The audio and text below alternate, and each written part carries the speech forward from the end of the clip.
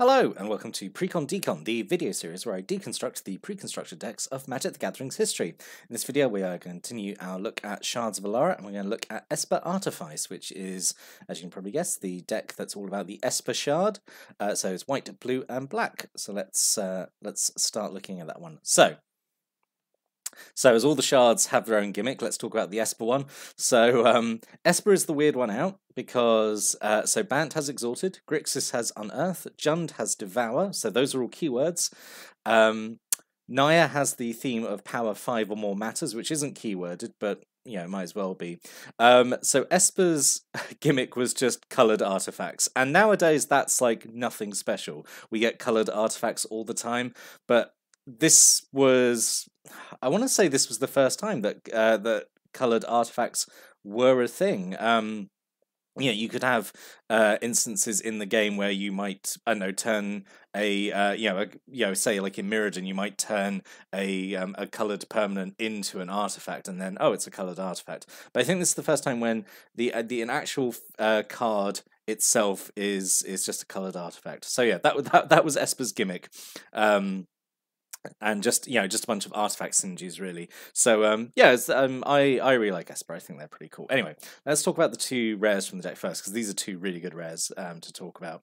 So the first one is Master of Ethereum.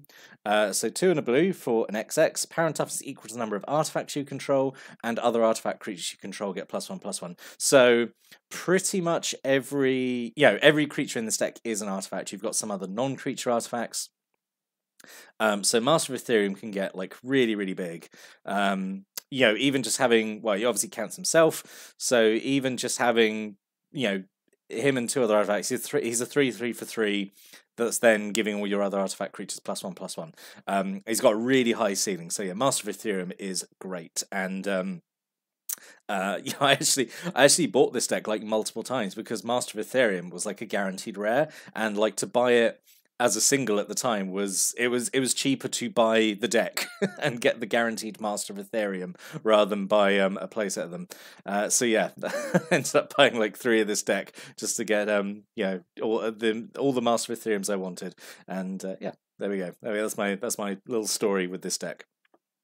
I don't think I ever played out of the box because it was 41 cards. I was like, that's not a proper deck, but I'll say that's a problem that's going to be through this up till the end of Zendikar, really. So the other rare is Sharding Sphinx. So this is also very, very good and combos very nicely with Master of Ethereum. So 4 and 2 blue for a 4/4 flyer. Whenever an artifact creature you control deals combat damage to a player, you make a 1/1 blue Thopter artifact creature token with flying. So yeah, obviously combos super well with Master of Ethereum. Combos well with itself because you make Thopters, the Thopters get through, they make more Thopters. So this gets out of control like really, really quickly. And I say, if you've got Master of Ethereum, giving them +1/+1, making a bunch of 2/2s. Master of Ethereum's then getting bigger because you're making Thopters. So these two together go really, really well. So 2 really, really good rares in this deck, I think. And then some other like pretty good, artifact creatures as well. So Ethereum Sculptor, 1 colours and 1 blue for a 1/2. Artifact spells you play cost 1 less to play. Yeah, just really, really good. It's it's essentially blue's way of doing a mana dork. I have touched on it very briefly before. I do like. So obviously green is the colour that should get mana dorks like tap green. I do like it when other colours. Normally it's red and blue actually. When they get this kind of effect, so that it's kind of like a mana dork, but like it makes spells of a certain type cheaper to cast. I like that effect showing up in red and blue because I think it makes sense to give them some sort of mana generation ability, but only for limited things. I quite like that. But yeah, Ethereum Sculptor is great. And really glad there's 2 of them in the deck. A single Filigree Sages, so 3 in a blue for a 2/3. Just 2 colours and a blue to untap target artifact. Yep, pretty good. Combo fuel there in constructed. Anything that lets you untap things and doesn't tap itself is up for all kinds of all kinds of shenanigans possible with Filigree Sages. A single Esper Battle Mage, so 2 in a blue for a 2/2. 1 white tap, prevent the next 2 damage that will be dealt to you this turn. 1 black tap, target creature -1/-1 turn. Yep, 2 really good abilities, I think. Be able to kill X1s is really good, and or even just weaken a creature so you can deal with it in combat. I think it's pretty good. And that white ability is maybe a tiny bit weak. But yeah, it's still, I think it's still good. Preventing 2 damage is still fine. Obviously, it would be better if you could like also prevent damage to a creature. But yeah, I think overall these 2 abilities are fine. They're pretty good, I think. Then we have 2 Cloud Teeth Drakes, so 4 and a blue for a 3/3 flyer. You can just pay 1 and a white to give it vigilance until end turn. Yeah, this is fine, just kind of like a decent sized flyer in the air. If you've got mana left over, you can, give it vigilance, I guess, so then it can block next turn. Yeah, it's okay, it's fine. I think it's fine as a common. A single Sanctum Gargoyle. This is pretty good, I think. So 3 and a white for a 2/3 flyer. When it comes to play, you return an artifact from your graveyard back to your hand. Yep, pretty good. Like decently costed, I think. So because what, like a 2/2 flyer at this time would be 3 mana, like Windrake stats. So really, the 1 extra mana to get the extra point in toughness and like this this recursion ability, I think is actually pretty good. Makes it pretty well costed. So yeah, I think Sanctum Gargoyle is pretty good. And then 2 Tight Hollow Strix. This guy's great. This guy, bird, whatever. So 1 blue and 1 black for a 2/1 flying and death touch. So really, really good in the air. Obviously makes a really good blocker. People are really reluctant to attack into it or block it. Yeah, and it being super cheap is really good as well. So yeah, Tight Hollow Strix is pretty good. Not as good as its brother or its sibling. Really, I should stop. Sorry, I keep gendering things and I shouldn't. But yeah, there's in Plane Chase. There's like there's an homage to this card, Baleful Strix, which is it's only a 1/1, but it's flying and death touch. And when it comes to play, you draw a card. So it's it's like 1,000 times better than Tight Hollow Strix, just by losing a point of power, but also gaining the draw card ability. But Tight Hollow Strix is fine, and yeah, I think it's actually Modern Legal was Baleful Strix wasn't. Anyway. Then we have 2 Tower Gargoyles, so 1 colours, 1 white, 1 blue, 1 black for a 4/4 flyer. Yeah, and that's it. It's honestly a little boring, I think, because it is at the end of the day, it's just 4 mana for a 4/4 fly, which is like, so it's requiring 3 colors of mana to do this. So I don't know, like in my mind, I see this and it's just air elemental, but like harder to cast. Because like air elemental is what, 5 mana, like 3 and 2 blue for a 4/4 flyer. So you got to jump through a bit more hoops because you obviously got to get 3 mana of different colours, just for the chance of getting this down like a turn earlier. I mean, like it's still like obviously a pretty good big flyer, but yeah, I don't know. I wonder if this could have been maybe a bit bigger, like maybe like a 5/4 or something, or have like some other ability, or I don't know if I'm kind of being greedy by that, but kind of underwhelmed by Tower Gargoyle, honestly. And then 2 Windright Mages, so 1 white, 1 blue, 1 black for a 2/2 with lifelink. Has flying as long as there's an artifact card in your graveyard. I always thought this was weird, because like Esper's not really about getting stuff into your graveyard, and you don't really have too many. I don't think there's any artifacts in the deck that want to like sacrifice themselves. Actually, no, I lied. There's the capsules, which we'll see in a bit, but yeah, I don't. This card always stood out being weird to me as an Esper card that cares about what you have in the graveyard. Not like the Sanctum Gargoyle, which gets stuff back, but this cares about something having permanently in the graveyard. Yeah, it always seemed weird to me. I like if it was like it has flying as long as you control like another artifact. I think that'd be more like on theme, I guess. But I don't know, it's fine. It's still like a 2/2 with lifelink but it's triple color. It's really hard to cast, and like you're not really.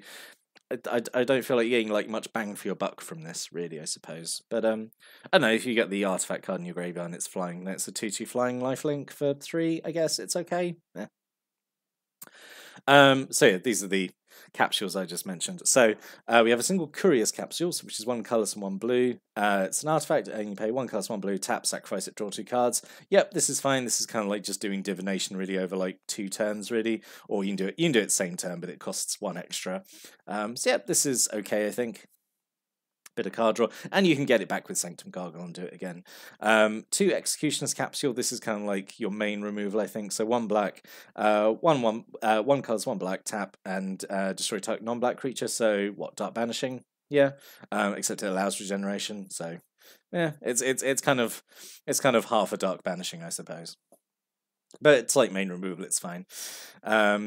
Non-black creature actually. Oh, that does actually matter in Shards of Alara because there's so much multicolor around. So yeah, this would actually be quite limited for targets, I think, because you've got a lot of, I say, multicolored creatures around. So that actually matters in this block. Kind of like, way back to stuff like Invasion, where it was big focus on multicolor. Cards like this normally wouldn't be as bad a restriction, but like at the moment it would be because I say so many multicolored creatures. So maybe not great at the time. 2 Oblivion Rings. Brilliant Oblivion Ring. So I really like this art for Oblivion Ring, actually. I like it much more than like the weird purple flamekin being trapped in salt. Really like this art for Oblivion Ring. We all know Oblivion Ring. So enchantment comes to play, you exile a permanent until Oblivion Ring leaves play. Yeah, we like Oblivion Ring. 2 of those, which is really good, I think. Single Marble Chalice, 2 and a white.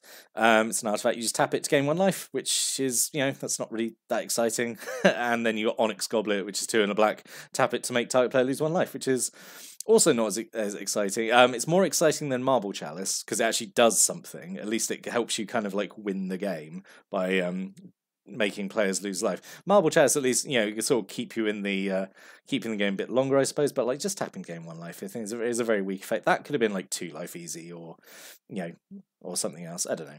But yeah, these are both kind of okay. I guess they're here just to fill space. I think definitely better options out there. Single Tidings, so this one, the cards from 10th edition, which is in here, again, to sort of fill space, I think. So it's 3 and 2 blue, just a sorcery, just draw 4 cards. Yeah, perfectly finely costed to draw 4. Single Obelisk of Esper. I think all these original Shards decks have an Obelisk in them. So just 3 mana artifact, and taps give you white, blue, or black. Definitely better in the Esper deck than all the others because you've got Artifact Matters cards. So yeah, Obelisk of Esper is I think the one deck where this actually matters more. 2 Arcane Sanctum, which is the Esper Triland, comes to play tapped and gives you white, blue, or black. Yep, perfectly fine. And then 2 Esper Panoramas, which is the same as all the other panoramas, taps to give you colourless, or you can pay 1, tap, sacrifice it to search for a plains or island or a swamp. And then we got lands here: 7 islands, 3 plains, 3 swamps. And I just really want to point out, I love the artwork on the Esper plains and the Esper swamps. I think they are, they're so good. I love them. Because maybe a brief tangent. So each of the Alara lands, so there's 4 prints of each. So there's like 4 island arts, there's 4 plains arts, 4 swamp arts and stuff. So so the way it's done is, so of those 4, so 2 are representative of the plane where that colour is the most focused, and then the other 2 arts are each for the other 2 planes. So for example, for islands, you got 2 which are like Esper art, and then you've got like 1 which is for Bant, which is like a nice beach, and then you got 1 for Grixis, which is like a horrible death coral tower. It's great. But yeah, I really, really like these plains and swamps. But I know I don't usually take a break to talk about art that much, but like, man, this plains and this swamp is so nice. Anyway, what could have been? Yeah, so overall, I do think the card selection is okay. What little of it there is, because still dealing with 41 card decks, so we can't get maybe as much toys in as we'd want, but yeah, there's always room for improvement. So I thought Puppet Conjurer would be okay. So it's 1 card, 1 black for a 1/2. You pay 1 blue and you make a homunculus artifact creature, but at the beginning of your upkeep you have to sacrifice a homunculus. So this would go quite nicely, I think, with Filigree Sages, because you could untap it and use it multiple times, so you kind of like are coming out 1 ahead with your homunculi. But what this can also do is just like make chump blockers. It can temporarily like power up Master of Ethereum. You can do kind of some fun stuff with Puppet Conjurer, I think. Glaze Fiend I thought could work as well, especially with Puppet Conjurer actually. So 1 cast, 1 black. 0/1 flyer. When another artifact comes in play under your control, it's got artifact fall basically. It gets +2/+2 whenever an artifact comes to play under your control.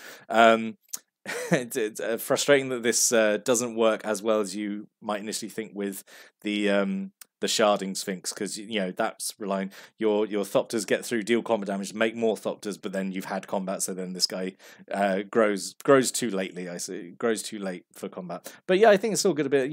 Have two mana for a 0/1 flyer, which is potentially is getting +2 at least every turn if you keep playing artifacts. Yeah, I think Glaze Fiend could have been fine. Proto Matter Powder, 2 cards in a blue. You can pay 4 and a white, tap and sacrifice to return an artifact card from your graveyard straight into play, which is, I think, pretty good. That could have worked in here, especially if your Sharding Sphinx dies, get it straight back into play. And then Esper Charm. I don't think any of these Shards of Alara decks have their charms, which is actually really disappointing. So the Esper Charm, I think it might be. Is it the best one? It's definitely one of the stronger ones, I think. So it destroys an enchantment, or you draw 2 cards, or you make someone discard 2 cards. So those are all, I think, pretty good effects to have. It just means it always does something. It's always going to have like a target, because at the very least you can use it to draw 2 cards. So yeah, I thought that could have fit in here. So overall, I think this one is probably my favourite out of the initial Shards of Alara decks, just because I think the artifact theme is like really fun. Master of Ethereum and like Sharding Sphinx are such good rares, and like some of the other cards in here I think are pretty good as well. So yeah, those are my thoughts on Esper Artifice. I just really wish these decks were 60 cards. I'm gonna try and stop saying that every time, because I will say it on everyone, but I do wish they were 60 cards just so we could have got a bit more stuff in there. But anyway, yeah. So overall, I think this one's pretty good. But what are your thoughts after seeing this deck? Did you have this deck? Do you have any thoughts or stories or opinions about this deck? Please stick them below in the comments. I always like reading those. But I'll be back next time to look at another Shards of Alara intro deck. So until then, thanks for watching, listening. Have a great day.